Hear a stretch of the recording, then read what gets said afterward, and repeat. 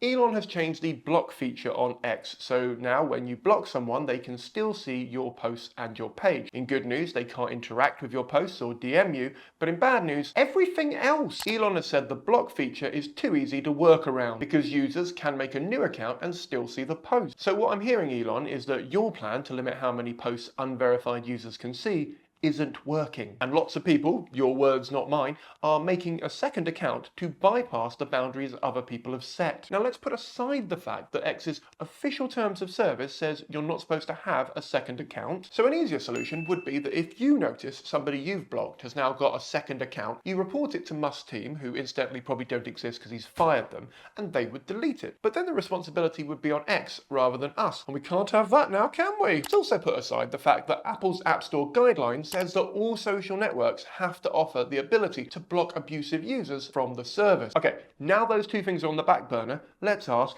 why is he doing this? Well, officially, he says the block button makes no sense, and instead we just need a stronger mute button. It feels odd that a free speech absolutist is pro-muting, but let's move on. But in reality, there are only three logical reasons he's doing this. Firstly, you can't block ads or brands. Secondly, you can't block propaganda or posts that contain alternate facts. And thirdly, you can't block Elon. Oh, and maybe a fourth bonus reason, he now can sneakily see what his kids are saying again. And Elon, baby, let me appeal to you on a free speech level, seeing as you like to use that term a lot, even though I'm pretty sure you don't know what it means. The block button is actually a guarantee of free speech. It means we, the great unwashed, get to decide what we do and don't see. It means big tech overlords, which by the way, you are one of, even if you don't see it that way, can't decide what's best for us to view. If someone came up to you on the street and started calling you a racist, you'd either apologise and try to convince them otherwise, or walk away. Walking away is the offline version of blocking. And by walking away, I've not limited that person's free speech. I've just left them with their incorrect views, because there's little to no point engaging with people who are going to lie,